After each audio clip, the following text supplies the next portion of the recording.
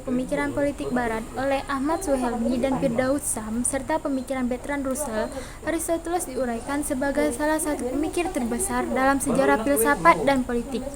Ia lahir di Stagira, Yunani pada 384 sebelum Masehi dan merupakan murid Plato. Ia belajar di Akademi Plato di Athena selama 20 tahun. Pengalaman ini membentuk dasar pemikirannya meskipun ia kemudian mengembangkan ide-ide yang berbeda dari gurunya. Aristoteles mengembangkan pemikiran politiknya dengan menekankan pentingnya etika dan tujuan negara. Aristoteles mengklasifikasikan bentuk pemerintahan menjadi 3 kategori utama. Yang pertama, monarki, pemerintahan salah satu orang yang baik. Yang kedua, aristokrasi, pemerintahan oleh sekelompok orang yang terpelajar. Dan yang ketiga, politeria, pemerintahan oleh banyak orang untuk kebaikan bersama. Ia juga memperingatkan tentang memungkinkan penyimpangan dari bentuk-bentuk tersebut seperti tirani dan oligarki.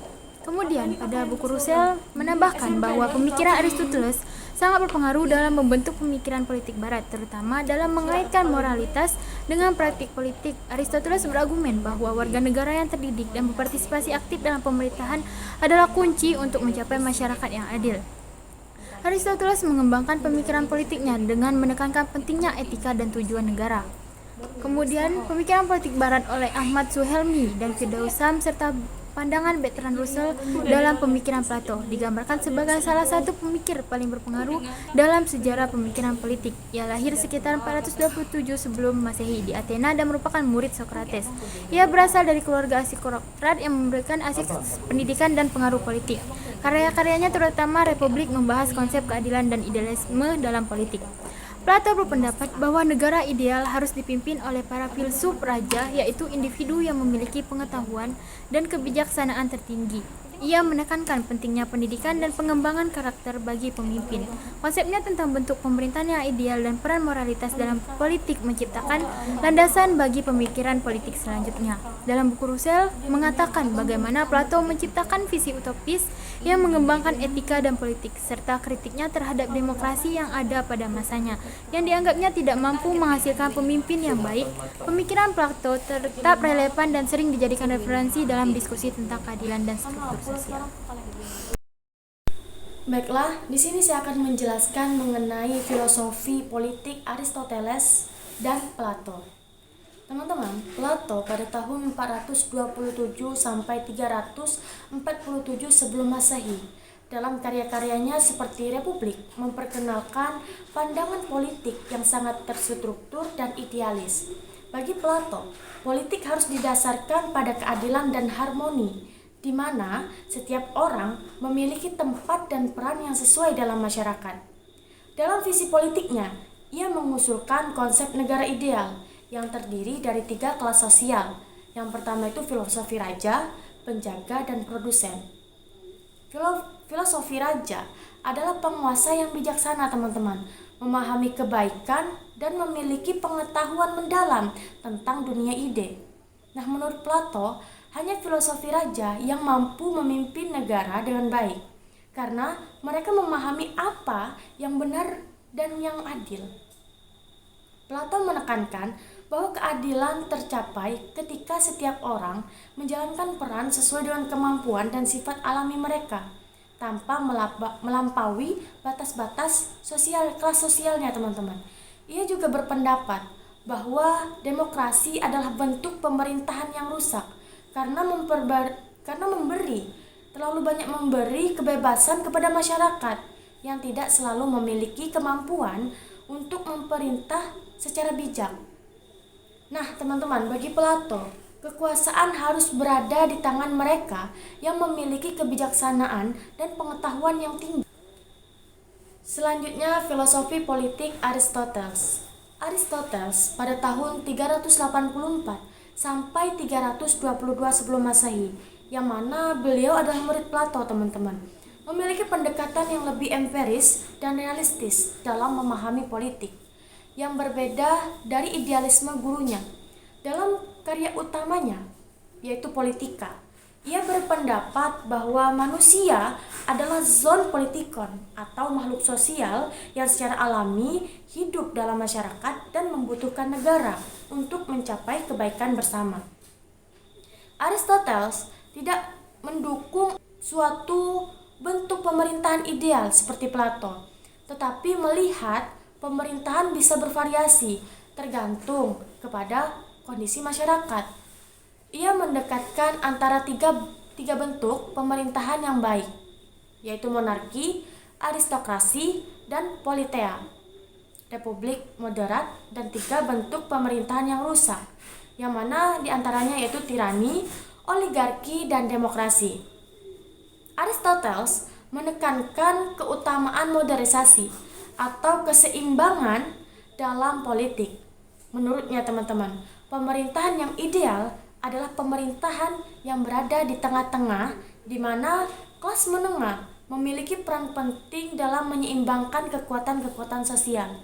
Baginya, negara adalah sarana untuk mencapai kebahagiaan melalui penciptaan kondisi yang memungkinkan setiap individu untuk hidup sesuai dengan kebijakan, teman-teman.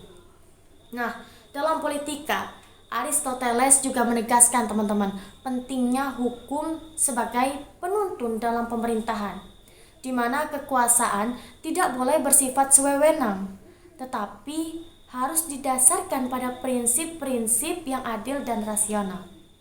Karya-karya dari Aristoteles berdasarkan sumber-sumber yang berbeda. Yang pertama itu berdasarkan sumber dari Ahmad Suhelmi dalam bukunya yang membahas pemikiran politik, menyebutkan bahwa Aristoteles memberikan kontribusi yang besar pada pengembangan ilmu melalui politik karya, yaitu Politics. Dalam karya ini Aristoteles menyajikan konsep tentang negara, warga negara, dan bagaimana tata kelola negara. Suhelmi menekankan bahwa Aristoteles mengembangkan pemikiran politik yang telah realistis dibandingkan gurunya yaitu Plato, terutama dalam hal penekanan pada pentingnya bentuk-bentuk konstitusi. Yang kedua yaitu menurut sumber Bertrand Russell dalam bukunya yaitu History of Western Philosophy, bahwa Bertrand Russell memuji Aristoteles sebagai seorang filsuf yang menciptakan sistem logika yang bertahan berabad-abad. Menurut Russell, karya Aristoteles sebagai salah satu kontribusi terbesar terhadap logika. Dia juga menyebut Aristoteles sebagai orang yang membangun dasar bagi filsafat ilmu pengetahuan melalui karyanya yaitu metafisik, yang hakikat eksistensi dan eksistensi. Namun Russell juga mengkritik Aristoteles karena beberapa dari kurangnya empiris dibandingkan dengan pendekatan ilmu pengetahuan modern. Yang ketiga yaitu menurut Firdaus Syam dalam bukunya itu tentang sejarah pemikiran politik, menyoroti karya Aristoteles terutama dari sudut pandang etika dan politik. Dalam karya Aristoteles seperti Promotion Ethics sangat memperkaruh dalam pengembangan konsep etika, yaitu virtual ethics, di mana moralitas ditentukan oleh karakter individu dan kebiasaan baik yang terus dikembangkan. Baik, setelah diperjelaskan oleh teman saya Frans Toridamara terkait karya-karya Aristoteles, nah di sini saya akan membahas tentang karya-karya Plato menurut para ahli. Yang pertama Bertrand Russell, Ahmad Suhelmi, dan Firdaus Syam. Untuk yang pertama, menurut Bertrand Russell dalam bukunya yang berjudul History of Western Philosophy membahas tentang Plato yang lebih dalam. Russell menyoroti 2 aspek penting dari karya-karya Plato. Aspek yang pertama yaitu teori ide atau forms. Menurut Russell, teori ide Plato sangat penting dalam sejarah filsafat karena memperkenalkan konsep bahwa realitas yang sejati bukanlah dunia fisik, melainkan dunia ide yang sempurna dan abadi. Selanjutnya, pengaruh politik. Russell juga mengkritik beberapa aspek The Republic, karya politik utama Plato, terutama gagasan Plato tentang negara yang dipimpin oleh para filsuf yang dianggap Russell utopis dan tidak realistis. Nah, menurut yang kedua yaitu Ahmad Suhelmi dalam buku Pemikiran Politik Barat, Kajian Sejarah dan Kontemporer mengulas karya-karya Plato dari perspektif politik. Suhelmi menyoroti bahwa Plato menempatkan filsuf sebagai pemimpin yang ideal dalam negara. Dia juga menekankan bagaimana pemikiran Plato tentang keadilan dalam The Republic mencerminkan idealisme, yaitu negara harus berfungsi untuk menciptakan keadilan melalui hierarki yang jelas. Nah, untuk yang ketiga, menurut Firdaus Syam dalam filsafat politik dari klasik hingga postmodern menyoroti pandangan politik Plato lebih dari segi sistem kekuasaan. Firdaus Syam memuji Plato atas sumbangsihnya dalam konsep negara ideal, tetapi dia juga menyampaikan bahwa karya Plato seringkali terjebak dalam idealisme yang sulit diterapkan di dunia nyata karya-karya Plato seperti The Republic dan The Laws memberikan dasar tentang negara yang berdasarkan moralitas dan pengetahuan, bukan kekuatan fisik. Nah, mungkin itu saja penjelasan saya terkait karya-karya dari Plato dari pendapat beberapa para ahli. Buku Pemikiran Politik Barat karya Ahmad Suhelmi, Firdaus Syam, dan Bertrand Russell, di mana karir filsafat Aristoteles dan Plato dibahas secara mendalam dalam konteks sejarah pengaruh mereka terhadap pemikiran politik Barat. Yang pertama yaitu ada Plato, di mana latar belakang Plato ini adalah merupakan murid dari Socrates dan guru Aristoteles yang mendirikan akademinya di Athena, di mana ini adalah salah satu institusi pendidikan paling awal dalam sejarah Barat. Pemikiran politik Barat dari Plato adalah salah satu karya politiknya yang paling terkenal adalah Republik, di mana ia menggambarkan konsep negara ideal yang dipimpin oleh para filsuf atau rajanya. Plato menekankan pentingnya keadilan dan keteraturan dalam negara serta pengaruh ide-ide atau forms. Terus dalam kehidupan politik, menurutnya para filsuf yang telah mencapai pengetahuan tentang kebenaran sejati harus memerintah karena mereka tidak berpengaruh oleh kepentingan pribadi. Di sini kritik demokrasi Plato sangat kritis terhadap demokrasi Athena yang menurutnya memberi kekuasaan kepada orang-orang yang tidak kompeten dan menjadi penyebab eksekusi gurunya Socrates. Kemudian ada yang kedua yaitu Aristoteles, di mana latar belakang Aristoteles ini merupakan murid Plato yang belajar di akademia selama 20 tahun sebelum kemudian mendirikan sekolahnya sendiri di Kew. Berbeda dengan Plato, Aristoteles lebih pragmatis dan empiris dalam pendekatannya terhadap filsafat. Kemudian pemikiran politik menurut Aristoteles, di mana karya politiknya yang utama ada Politika atau Politics, di mana ia menganalisis berbagai bentuk pemerintahan dan menilai kelebihan serta kekurangan masing-masing. Aristoteles berpendapat bahwa negara adalah organisme alami dan manusia sebagai zoon politikon atau makhluk politik. Tidak bisa hidup tanpa komunitas atau kelompok atau grup sebagainya. Kemudian klasifikasi pemerintahan menurut Aristoteles mengklasifikasi. Oke, baik. Jadi di sini saya akan menjelaskan tentang pemikiran Plato dan Aristoteles, ya. Nah, untuk pemikiran Plato dalam konsep epistemologi atau ilmu pengetahuan, Plato berfokus kepada pernyataan tentang apa itu pengetahuan dan bagaimana dapat kita mengetahui sebuah pengetahuan ini. Nah, ia membedakan antara pengetahuan sejati dan opini, berargumen bahwa pengetahuan sejati berasal dari dunia ide yang merupakan realitas yang abadi dan tidak berubah. Ide-ide ini dalam bentuk-bentuk sempurna dan dari segala sesuatu yang ada di dunia fisik. Dan pengetahuan sejati atau episteme adalah pemahaman tentang ide-ide yang tidak berubah. Ini berbeda dengan opini yang bersifat sementara dan tergantung pada sebuah pengalaman indrawi atau pengalaman pada indera manusia. Dan pemikiran dalam Plato untuk konsep metafisika itu berkaitan dengan realitas yang lebih tinggi dan abadi tentunya. Berbeda dengan dunia fisik yang tampak. Ia berfokus pada pernyataan tentang apa yang ada dan bagaimana struktur dasar dari sebuah realitasnya. Konsep-konsep metafisika Plato masih relevan atau berhubungan dalam diskusi modern tentang realitas, eksistensi, dan nilai-nilai yang mendasar memahami tentang sebuah dunia. Konsep metafisika Plato menekankan pentingnya dunia ide yang abadi dan tidak berubah sebagai fondasi bagi pemahaman realitas. Nah, dalam Aristoteles sendiri konsep pemikiran pengetahuan atau epistemologinya Aristoteles berpendapat bahwa pengetahuan pertama dimulai dari pengalaman indrawi, yaitu percaya bahwa manusia memperoleh pengetahuan melalui pengamatan dan pengalaman secara langsung di dunia, dan a priori dan a posteriori yang merujuk pada dua jenis pengetahuan atau cara memperoleh pengetahuan. A priori sebuah pengetahuan yang diperoleh tanpa pengalaman empiris. Ini adalah pengetahuan yang bersifat intuitif atau deduktif. Sedangkan a posteriori sendiri ialah sebuah pengetahuan yang diperoleh melalui pengalaman dan observasi. Ini adalah pengetahuan yang bersifat induktif. Aristoteles mengembangkan logika sebagai alat yaitu untuk memahami dan mengkategorikan ilmu pengetahuan. Pengetahuan bukan hanya sekedar kumpulan fakta, tetapi terkait dengan pemahaman tentang sebab dan akibat yang terjadi.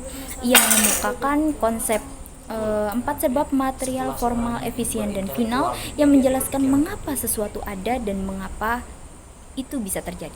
Aristoteles dalam konsepnya metafisika memandang metafisika sebagai ilmu yang mempelajari sebab, prinsip-prinsip dasar dari sebab-sebab, menganggap bahwa substansi sebagai dasar dari segala sesuatu. Ia membedakan antara substansi primer individu dan substansi sekunder, jenis atau spesies. Esensi adalah apa yang membuat sesuatu terjadi apa adanya. Aristoteles membedakan antara apa yang ada dalam keadaan aktual atau aktualitas dan apa yang memiliki potensi untuk potensilitas. Konsep ini penting untuk memahami perubahan dan perkembangan yang dijelaskan Aristoteles.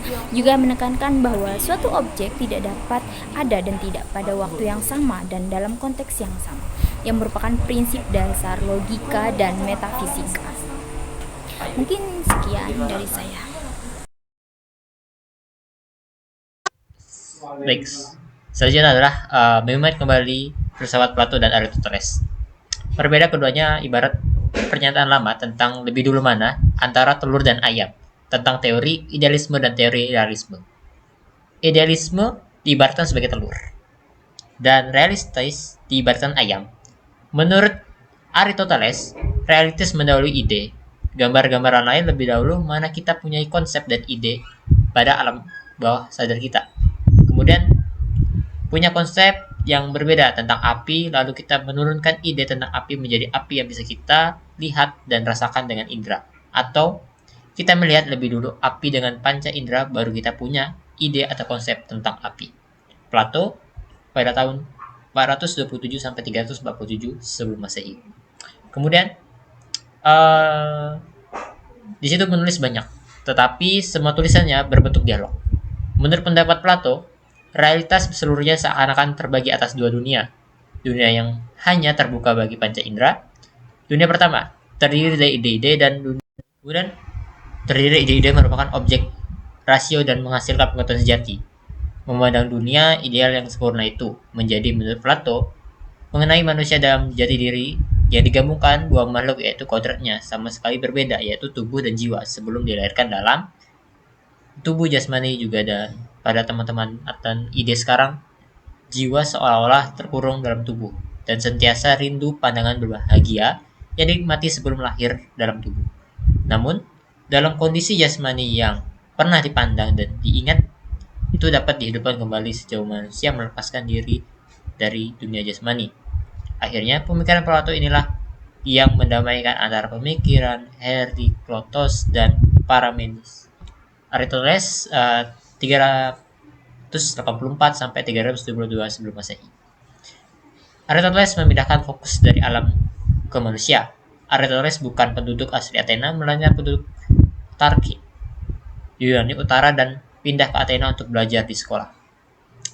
Awalnya pemikiran Aristoteles sangat dekat dengan Plato, gurunya. Namun semakin lama Aristoteles mencari jalan sendiri, perbedaan antara filsafat Plato dan Aristoteles digambarkan dengan lukisan Itali masa Renaissance Raphael. Di lukisan itu tampak Plato dengan telunjuknya ke atas dan tangan Aristoteles mengisyaratkan ke tanah. Pemikiran Aristoteles memang selalu down to earth karena itu menolak ajaran Plato tentang ide-ide. Menurutnya tidak ada dunia, tetapi juga satu saja, yaitu dunia di mana kita hidup. Melalui jalan abstrak, rasio dapat menemukan yang umum dan tetapi di dalam benda-benda konkret, yaitu hakikatnya atau eidos. Dalam hal ini, Plato juga mengatakan yang terdiri atas bentuk dan materi. Bentuk itu sama dengan eidos atau hakikat seperti apa adanya atau what is it. Materi pembuat benda menjadi benda konkret. Ini disebut distinct atau distinct, berbeda dari semua benda-benda lain. Dengan begitu, bentuk tidak pernah lepas dari materi, seperti semua makhluk jasmani lainnya. Manusia pun terdiri atas bentuk dan materi. Jiwa adalah bentuk tubuh.